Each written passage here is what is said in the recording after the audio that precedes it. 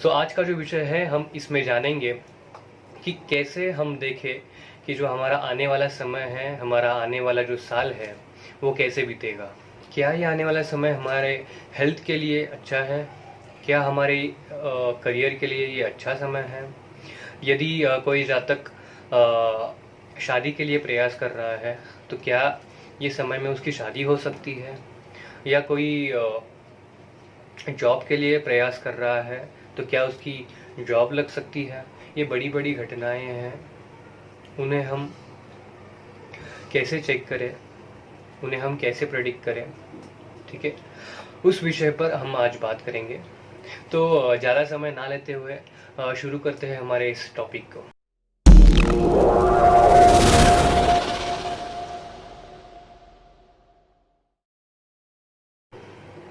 So hello everyone, my name is Omkar and welcome to spiritual दरबार।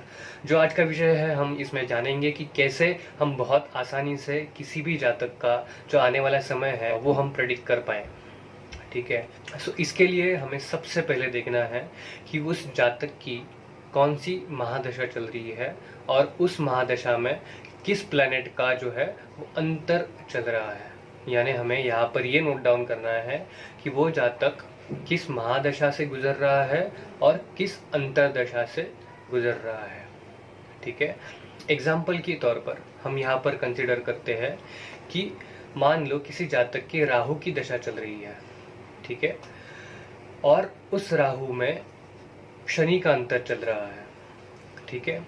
तो हमें यहाँ पर क्या करना है, हमें सिंपली कस्पल जो चार्ट है जो कि कृष्णमूर्ति पद्धति में यूज करते हैं, हमें बस कृष्णमूर्ति पद्धति में जाकर या फिर आप नक्षत्र नाड़ी कह सकते हैं, उसमें जाकर आपको इन दो प्लैनेट्स की जो प्लैनेटरी पोजीशंस है खुद की और उनके नक्षत्र लॉर्ड की ये जो पोजीशंस है वो आपको नोट डाउन करनी है, ठीक है। तो एग्जाम्पल के लिए हम यहाँ पर राहु और शनि की बात करते हैं, ठीक है। तो आपको स्क्रीन पर दिख रहा होगा ये मकर लग्न की कुंडली है, ठीक है, जिसमें इस जातक की जो है राहु की महादशा चल रही है और शनि का अंतर चल रहा है, ठीक है। तो जो महादशा का जो लॉर्ड है राहु, उसकी दशा तो काफ़ी समय के लिए रहेगी, पर जो अंतर है वो 2 साल, 1.5 साल, 2.5 साल ऐसे चलते रहेंगे, ठीक है। तो जो अंतर अभी करंटली जो चल रहा है वो है शनि का, ठीक है। तो सबसे पहले हम यहाँ पर फोकस करेंगे शनि के ऊपर, ठीक है। तो इस कुंडली में जो शनि महाराज है वो फर्स्ट हाउस के लॉर्ड है और सेकंड हाउस के लॉर्ड है, ठीक है, और वो बैठे हैं फर्स्ट हाउस में कस्पल चार्ट में, ठीक है। तो यहाँ पर शनि एक्टिवेट कर रहे हैं फर्स्ट और सेकंड हाउस, ठीक है।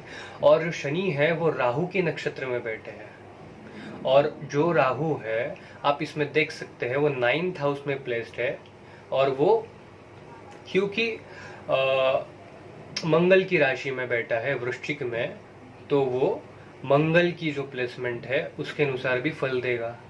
तो इस कुंडली में हम राहु की जो प्लेसमेंट है हम इस तरह लेंगे कि जो राहु है वो first house, second house, third house, 7th house, 9th house, 10th house and 11th house and 12th house. So इस कुंडली में राहु जो है वो इन घरों को सिग्निफाई कर रहा है, ठीक है। और क्योंकि शनि जो है वो राहु के नक्षत्र में बैठा है तो शनि जो है वो अपने फल तो देगा, परंतु यहाँ पर शनि जो है वो राहु के फल बहुत ज़्यादा देगा, क्योंकि राहु जो है वो नक्षत्र लॉर्ड है शनि का। तो आप यहाँ पर देख सकते हैं राहु और शनि इन दोनों को अगर हम कंबाइन करेंगे तो आप यहाँ पर देख पाएंगे कोई भी निगेटिव हाउस जो है वो एक्टिवेट नहीं हो रहा है। निगेटिव मतलब 6, 8, 12 इन तीनों का कॉम्बिनेशन हो, या फिर 8 एंड 12th हाउस ये दोनों का कॉम्बिनेशन हो, 1, 8, 12 इन तीनों का कॉम्बिनेशन हो। तो इस प्रकार इस कुंडली में 8 और 12 जो निगेटिव हाउस है, ठीक है, ये दोनों हाउस यहाँ पर इकट्ठा नहीं चल रहे हैं, ठीक है। तो यहाँ पर हम क्लियरली देख सकते हैं कि इस जातक की कुंडली में ये जो समय है, ये जो दशा है, और इस दशा के जो लॉर्ड है, ये इस कुंडली में किसी भी तरह से नकारात्मक जो घर है उनको दिखा नहीं रहे हैं, जो निगेटिव हाउसेस है इनको सिग्निफाई नहीं कर रहे हैं। तो इस चीज से हमें जो एक जनरल आइडिया है वो तो आ गई कि इस जातक की जो ये दशा है वो बहुत अच्छे से जाएंगे। ठीक है, अब इस चीज को हमें माइक्रोस्कोपिक लेवल पर देखना है। ठीक है, तो यहाँ पर हम बात करेंगे दशा प्रवेश पद्धति की। ठीक है, तो यहाँ पर जो दशा प्रवेश पद्धति है ये बहुत इंपॉर्टेंट रोल प्ले करती है। यहाँ पर हमने एग्जाम्पल में कंसिडर किया कि जो राहु की दशा चल रही है और शनि का अंतर चल रहा है, तो हम यहाँ पर एक बात चेक करेंगे कि जो शनि है जिसकी अंतर दशा चल रही है, ठीक है, तो इसकी अंतर दशा जो है वो कब स्टार्ट हुई थी। ठीक है, तो आप यहाँ पर देखेंगे कि जो शनि की अंतर दशा है वो जून 2020 में स्टार्ट हुई थी। ठीक है, तो आप देखेंगे उस पर्टिकुलर डेट पर शनि महाराज जो है वो गोचर में किस राशि में ट्रांजिट कर रहे थे।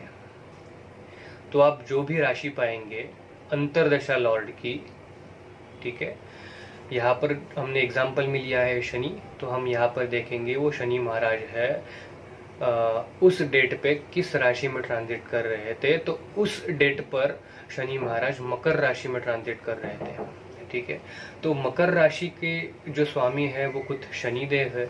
तो यहाँ पर कोई दूसरा प्लेनेट यहाँ पर इन्वॉल्व नहीं हुआ इस एग्जाम्पल में, पर हो सकता है कि आपकी कुंडली में मान लो शुक्र का अंतर चल रहा हो और वो शुक्र यदि मर्क्यूरी के साइन में ट्रांजिट कर रहा हो वो पर्टिकुलर पीरियड पे जिस टाइम आपकी शुक्र की अंतरदशा स्टार्ट हुई थी, तो आपको वहां पर मर्क्यूरी जो है, बुध ग्रह जो है, वो भी कंसिडर करना पड़ेगा।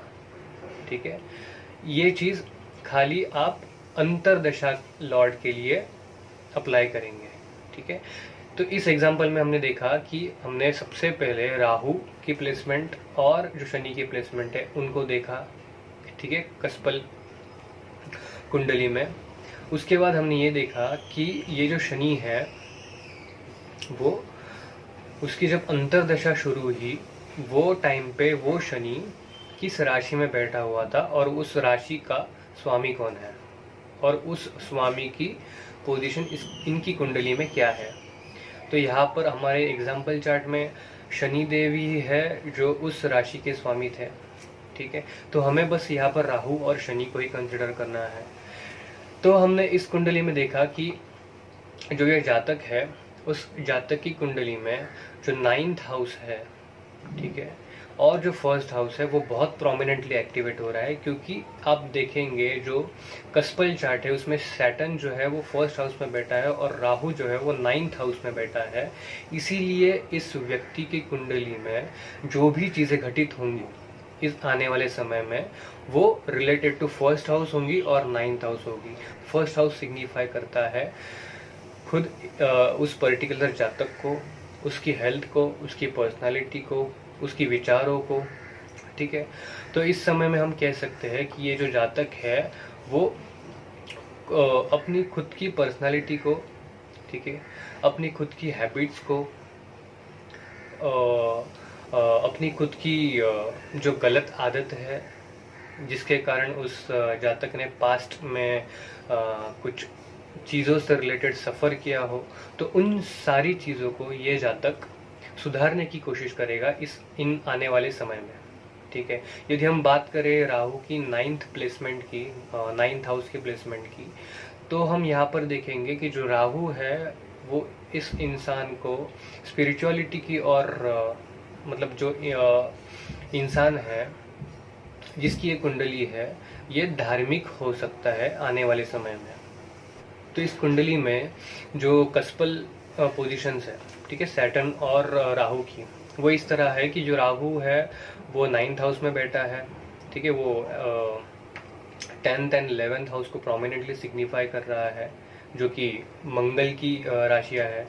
और जिस मंगल की हम बात कर रहे हैं उस मंगल की राशि में राहु बैठा है। इसीलिए जो राहु है वो इस कुंडली में second, third, ninth, 10th and 11 in houses को बहुत प्रोमिनेंटली सिग्निफाई कर रहा है। ठीक है, तो ये जो हाउसेस है वो फाइनेंस के लिहाज से और करियर के लिहाज से बहुत अच्छे रहेंगे इस जातक के लिए। यदि हम शनि की बात करें तो Shani first and second house को एक्टिवेट कर रहा है, मतलब इस जातक की कुंडली में उसके कुटुंब में, उसके यदि उनका कुछ फैमिली बिजनेस रहेगा तो उसमें उसकी पर्सनालिटी में, जैसे मैंने बताया कि उसके पर्सनालिटी में बहुत सारे सुधार आ सकते हैं। वो खुद को ग्रूम कर सकता है, खुद को डेवलप कर सकता है। तो इस तरह हम देखेंगे कि जो भी भाव उस पर्टिकुलर जातक के एक्टिवेट होंगे उस पर्टिकुलर पीरियड में, तो उस भाव से रिलेटेड उसको फल मिलेंगे। ठीक है, और यदि हम बात करें हमारे जनरल गोचर को, जिससे हम ये प्रेडिक्ट करते हैं कि इस इंसान के लाइफ में कौन सी जो मेजर घटनाएं हैं वो घटित होंगे उस पर्टिकुलर लग्न के लिए। ठीक है, ये हम कैसे करते हैं, ये हम देखते हैं शनि और जुपिटर की प्लेसमेंट से। तो हम यदि करंटली बात करें तो सैटर्न जो है वो मकर राशि में ट्रांजिट कर रहा है और जुपिटर जो है वो सैजिटेरियस में ट्रांजिट कर रहा है। तो आने वाले समय में जुपिटर और जो सैटर्न है वो दोनों भी मकर राशि में ट्रांजिट करेंगे। तो आप पाएंगे कि 2021 जो साल रहेगा वो इस व्यक्ति के कुंडली में शनि और जो गुरु है वो दोनों भी लग्न में बैठे रहेंगे। ठीक है, तो आप यहाँ पर देखेंगे कि जो शनि है वो शनि उसकी तृतीय दृष्टि से तृतीय भाव को देख रहा है, सप्तम भाव को देख रहा है और दशम भाव को देख रहा है। यानी उस जातक के घर में उसके छोटे भाई और बहनों से रिलेटेड कुछ चीज़ें हो सकती है। ठीक है, उसकी खुद की शादी से रिलेटेड कुछ चीज़ें हो सकती है। 7th हाउस सिग्निफाई करता है कॉरपोरेट वर्ल्ड को। हो सकता है कि वो जातक को किसी कॉरपोरेट फील्ड में प्राइवेट जो है वो जॉब मिल जाए, क्योंकि वो 7th हाउस को देख रहा है और 10th हाउस को भी एक्टिवेट कर रहा है उसकी दृष्टि से। तो इन सारी चीज़ों को हम पता करते हैं शनि से। यदि हम इन जनरल बात करें जुपिटर की, तो जुपिटर फर्स्ट हाउस में बैठकर 5th हाउस और 9th हाउस को दृष्टि दे रहा है। ठीक है, तो हम यहाँ पर देखेंगे कि 5th हाउस जो कि हमारी इंटेलेक्चुअल का है, ठीक है, हमारी विद्यार्जन का है, कंसल्टेशन का है। 9th हाउस जो है वो धर्म से रिलेटेड है, पिता से रिलेटेड है। तो हम यहाँ पर देखेंगे कि जो जुपिटर और जो शनि है, आप इनकी ओवरऑल प्लेसमेंट देखेंगे, वो जिन जिन घरों को देख रहे हैं, जिन घरों में बैठे हैं, जिन घरों को इन्फ्लुएंस कर रहे हैं, तो इनसे आप काफ़ी हद तक प्रेडिक्ट कर पाएंगे कि इंसान किन किन घरों से रिलेटेड जो है वो फल पाने में सक्षम है।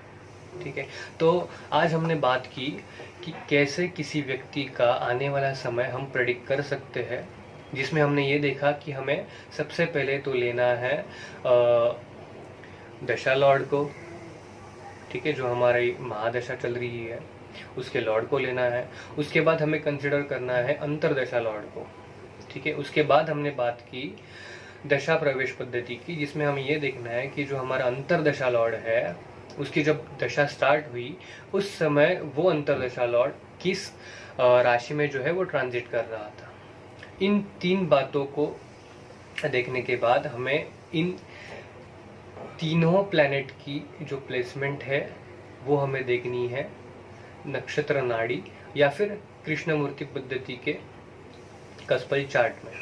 ठीक है, तो इन 3 चीज़ों को अगर आप फॉलो करेंगे तो 100% जो है वो आप प्रिडिक्ट कर पाएंगे कि इस जातक की कुंडली में जो आने वाला समय है वो किस भावों से रिलेटेड रहेगा, किन भावों से रिलेटेड उन्हें जो है वो फल मिलने वाले हैं। यदि इसमें 6, 8, 12 जैसे हाउस जो निगेटिव हाउसेस है वो यदि वो इन्वॉल्व ज़्यादा हो रहे हैं, ठीक है, और जो गुरु और शनि का जो गोचर है वो इन्हीं भावों को अगर प्रभावित कर रहा है, तो हम इस स्थिति में हम ये कह सकते हैं कि जो आने वाला समय है वो इस जातक के लिए अच्छा नहीं रहेगा, क्योंकि जो 8 और 12 जो भाव है वो हेल्थ से रिलेटेड या फिर फाइनेंशियल अप्स एंड डाउन से रिलेटेड जो निगेटिव फल जो है वो किसी भी जातक की कुंडली में लाते हैं। तो इस तरह हम देख पाएंगे कि कैसे किसी जातक का जो आने वाला समय है वो हम प्रेडिक्ट कर सकते हैं। तो आई होप आपको आज का जो ये विषय है वो आपको समझ आया हो। ठीक है, तो मैं उम्मीद करता हूँ कि आपको ये वीडियो पसंद आया हो। यदि आपको ये वीडियो पसंद आया हो तो आप इसे लाइक कर सकते हैं, शेयर कर सकते हैं। मैं मिलूंगा आपको अगले वीडियो में एक नए विषय के साथ। तब तक के लिए धन्यवाद। ओम नमः शिवाय।